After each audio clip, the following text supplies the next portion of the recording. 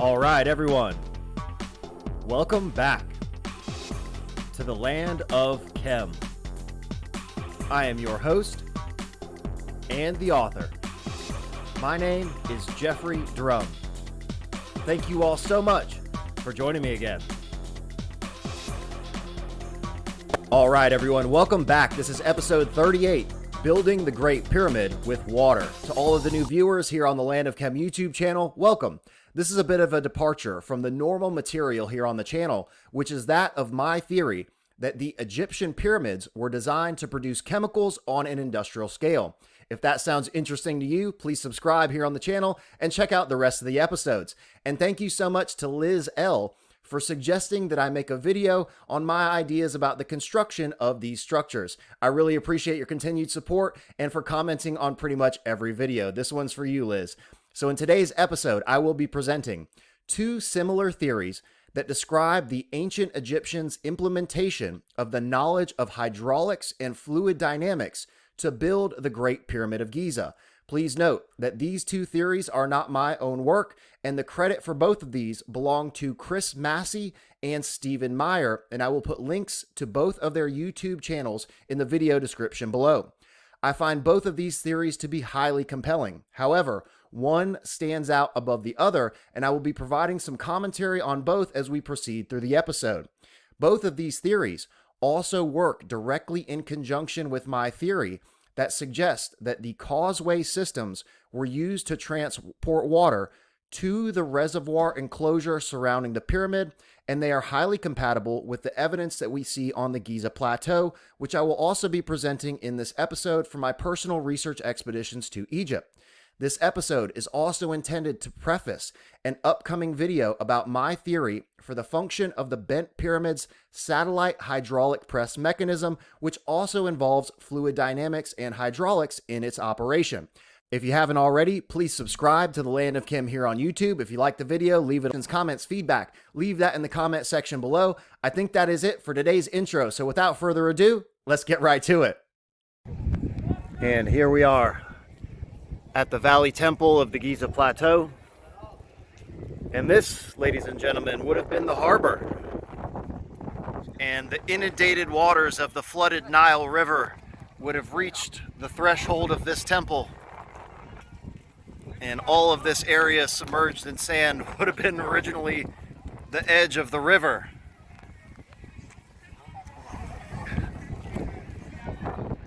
It is absolutely mind-blowing to try and envision what this would have been like in the ancient. All right, everyone, here we go with tonight's episode. So the first theory comes to us from this gentleman by the name of Chris Massey, as presented on the PyramidsReallyBuilt YouTube channel, links in the video description below. So this gentleman proposes that inflated animal bladders or planks of wood were used to float the stones from the quarry up the Nile River through the causeway system, which you can see depicted here, to the building site, and up the side of the pyramid using a temporary water-filled channel. And you can see that here in this depiction. So I really like this theory, as it incorporates the water-filled causeway system, which I have also suggested in my book regarding the operation of these structures. This is highly compatible with the evidence that we see on the Giza Plateau, as you can see here from these pictures from my 2021 research expedition.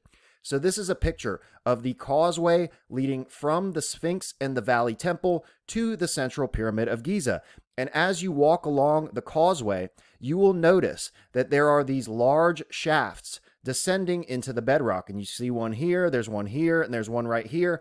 They are located on both sides of all the causeways and actually on the causeway itself. And I remember seeing these shafts for the first time and envisioning that these could have been utilized to float up blocks to different areas of the construction site. So in this next picture, this is just an image of one of those large shaft systems located adjacent to the causeway.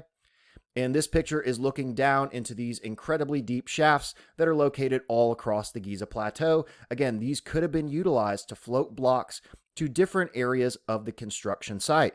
And you can even see there is one of these large shaft terminations And this photo was taken from the eastern side of the Great Pyramid during my 2021 research expedition to Egypt. And this shaft could have been utilized to transport blocks from the Nile River up the causeway system, floating the blocks directly up here into the reservoir right out in front of the Great Pyramid. However, I have some objections to the water-filled channel running up the side of the structure that is proposed by Massey in these videos, and you will see that he addresses some of my same concerns in an addendum to the original videos. So here are a few short clips from the theory by Chris Massey, and I will provide my commentary after these videos are over. I hope you... As soon as the project starts and infrastructure is being put in place, quarrying and shaping the blocks can begin. An enormous amount of blocks would be completed by the time the pyramid site is ready to accept them. When limestone is first quarried, it is a relatively soft rock which hardens when exposed to the CO2 in the atmosphere. By placing the blocks straight into water after they're released from the quarry face, the stone will stay softer and more easily worked with copper tools. By shaping the blocks in the water surface can be used as a constant level. By moving floats around the blocks, they could be easily turned in the water and all 6 sides levelled and shaped. Furthermore, working in water is also a more pleasant, cool, dust-free environment. The outer casing blocks would be quarried upstream at the quarry at Tura. A groove would be precisely carved into the quarry floor, and every block would be placed into the groove during shaping. By using the water surface as a level, every block placed into the groove would produce exactly the same angled face, which would line up perfectly when placed. The casing block angle can be checked by using a simple water level.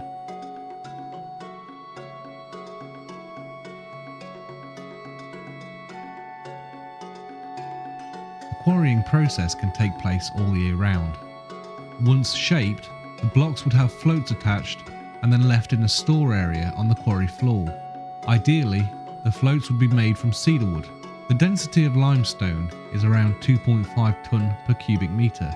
When placed in water, each cube displaces 1 tonne of water, so you only need 1.5 tonne of buoyant material attached to float a stone block.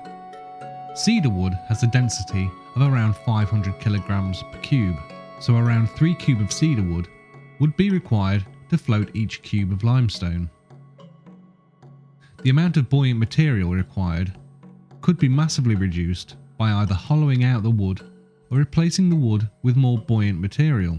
But then, as now, Egypt was not blessed with large forests and an abundance of timber, so the floats would be made from sealed papyrus matting wrapped around inflated animal skins. The experiment consists of a tube filled with water from top to bottom and angled to match that of the Great Pyramid. Both ends of the tube are submerged in tanks of water that represent the pyramid precinct and the upper channel. There are also 3 locks installed in the tube. If all 3 locks are open, the water will escape, so it is vital to keep one lock closed at all times. Luke, Chris's son, is going to demonstrate how easy it is to send the limestone blocks to the top of the water shaft. We use 3 limestone blocks, again floated using simple bubble wrap. Luke closes the bottom lock and then opens the middle lock, allowing the blocks to float effortlessly to the pyramid construction site.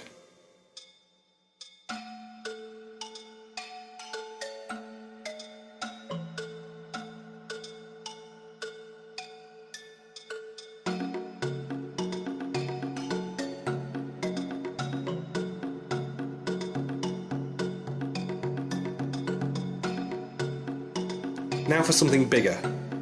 This is a large, long piece of limestone rock that will be floated using cedar wood instead of air. Even though this object is large enough to fill the diameter of the tube, it still climbs steadily to the top.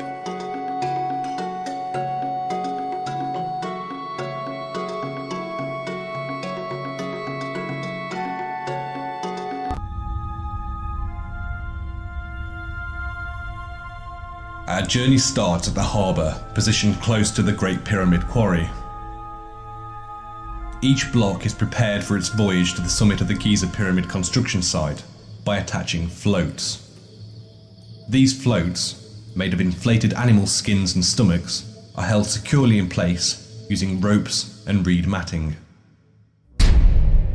Flood season arrives, and the water rises to fill the harbour and canal system. The blocks, all prepared with floats, are surrounded by water. As the height of the Nile begins to reach above them, the blocks begin to rise.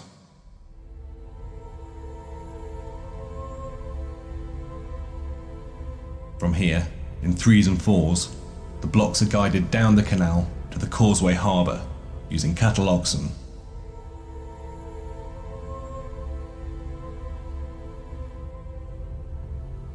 The next stage is where the benefits of Chris's unique system for raising blocks to a higher level comes into play. The causeway that leads from the canal to the pyramid precinct is essentially a massive pipe or culvert that seals in hundreds of gallons of water. Holding the water in place are 2 locks, one located at the harbour and the second at the halfway point where the causeway changes direction.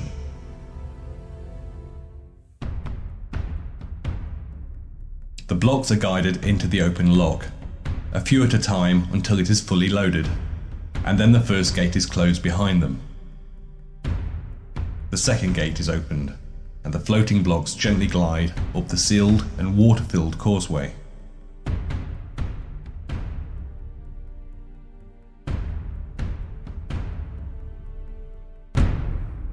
The second lock reduces the load on the lower gates from the many tons of water.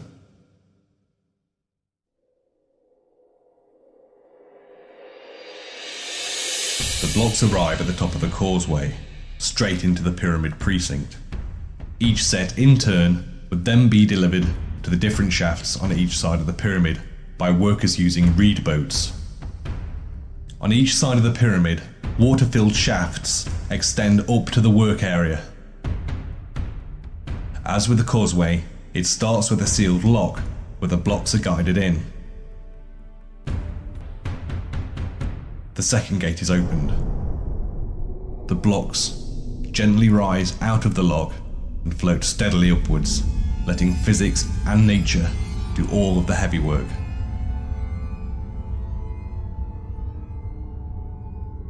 This simple process cuts out thousands of man-hours of building gigantic ramps and dragging massive and extremely heavy lumps of rock around with ropes and brute force alone.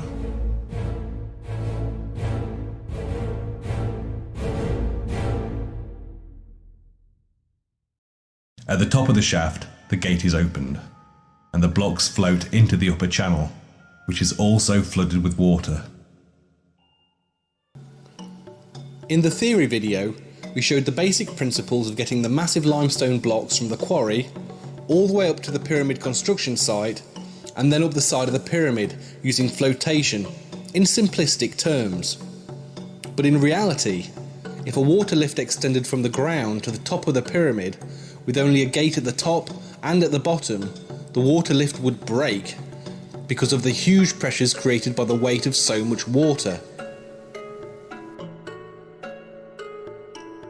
To combat this, Chris proposes multiple gated locks in 50-foot segments, extending up the water shaft. The upshot of doing this is that each section would only be subjected to about 2 bars of water pressure. Also, this would decrease the compression on the floats used to lift the blocks up the shaft. Just a quick reminder that brand new Land of Chem merch, the new 5th degree logo, the central pyramid of Giza featuring the alchemical symbol for hydrochloric acid, and the OG 2nd degree logo, the red pyramid featuring molecular ammonia, designed by yours truly, are now available at www.thelandofchem.com. And of course, limited first edition print copies of the book are also available on my website, www.thelandofchem.com. So if you want to help support the channel, just go to the website, pick up a copy of the book, grab yourself a t-shirt. Either way, all the orders mean more to me than words can possibly ever describe. So I will simply say thank you. All right, next up, we have the theory from this gentleman here by the name of Stephen Myer. which is quite similar in terms of the concept. However, this theory utilizes different logistics to accomplish the exact same task. There's also a slight difference in their proposition of the buoyancy factor. Here, the stones float on top of rafts or barges as opposed to the previous theory. Myer also proposes a revolutionary idea about the function of the solar boat, which is that of a floating crane utilized to lift stones.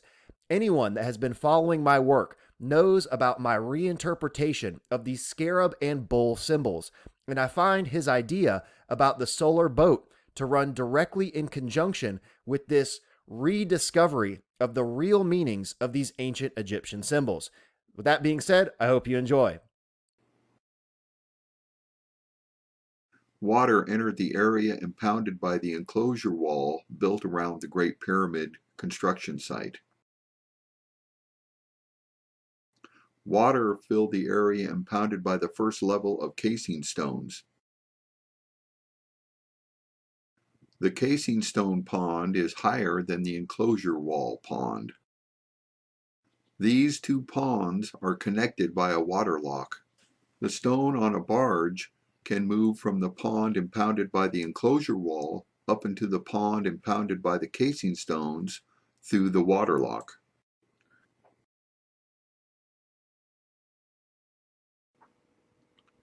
A stone on barge enters the water lock. The stone on barge rises up to the level of the pond impounded by the casing stones.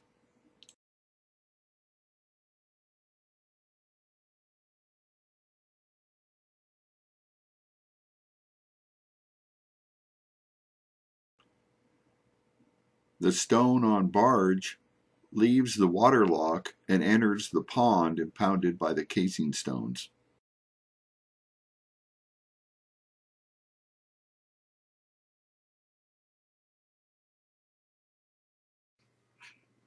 The animations in this video series are intended to be very simple.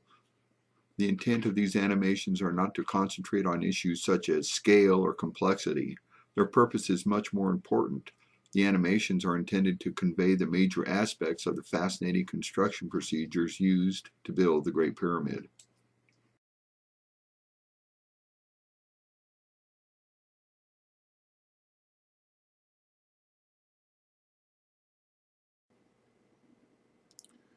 This relentless and systematic movement of stones allowed the materials to be brought all the way up to the pond impounded by the casing stones.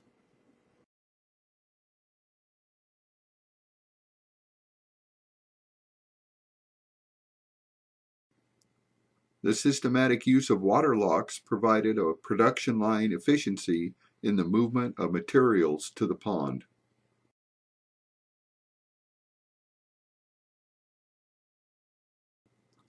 Every time the upper pond was filled, another stone on barge entered the pond.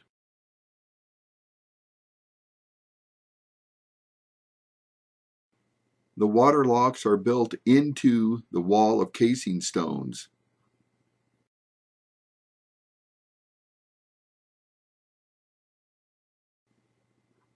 Each water lock rests on top of the casing stones of the level below it.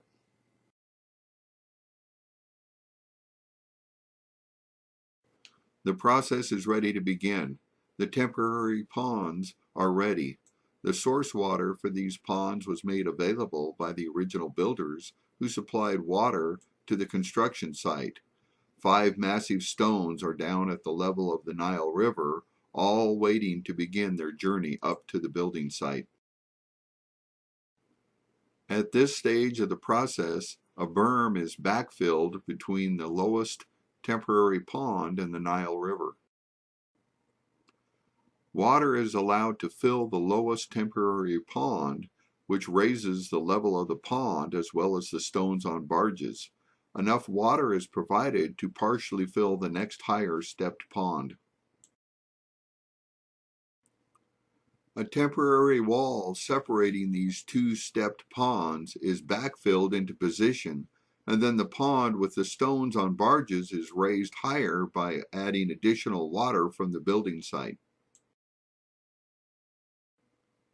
This additional water also provides adequate water for the next higher stepped pond, allowing for the barges carrying stones to continue their journey.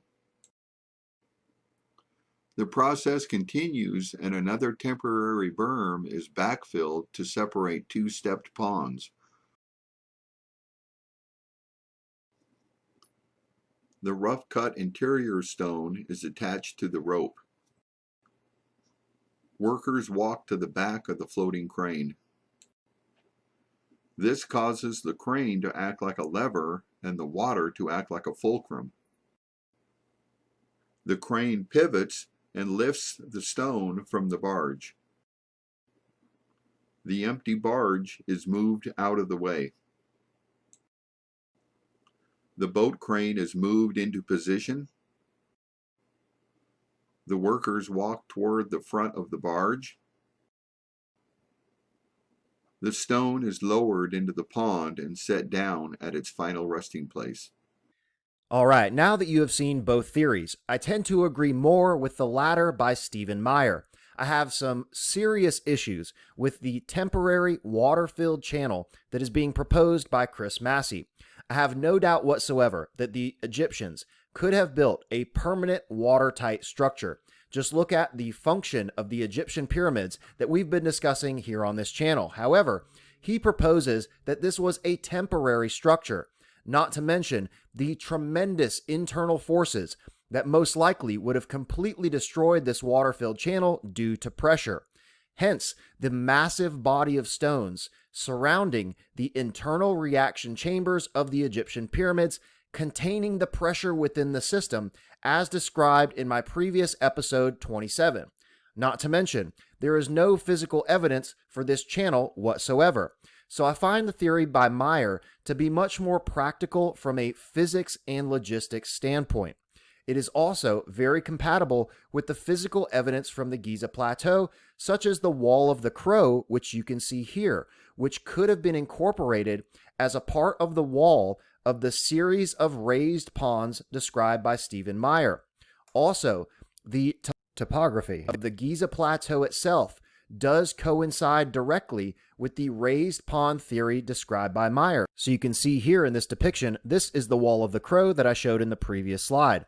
This entire area, Area A, to the east of the pyramids, would have been completely submerged in water, and you can see here the topography. This map does indicate the series of raised ponds as proposed by Stephen Myer in his theory. However, either way, these construction engineers would have understood when to work smarter and not harder, and it certainly makes a lot more sense to me that they would have implemented their knowledge of hydraulics, fluid dynamics, and their lifelong experience living in proximity to the Nile River to facilitate the movement of these stones as opposed to the brute force method that is suggested by conventional archaeology.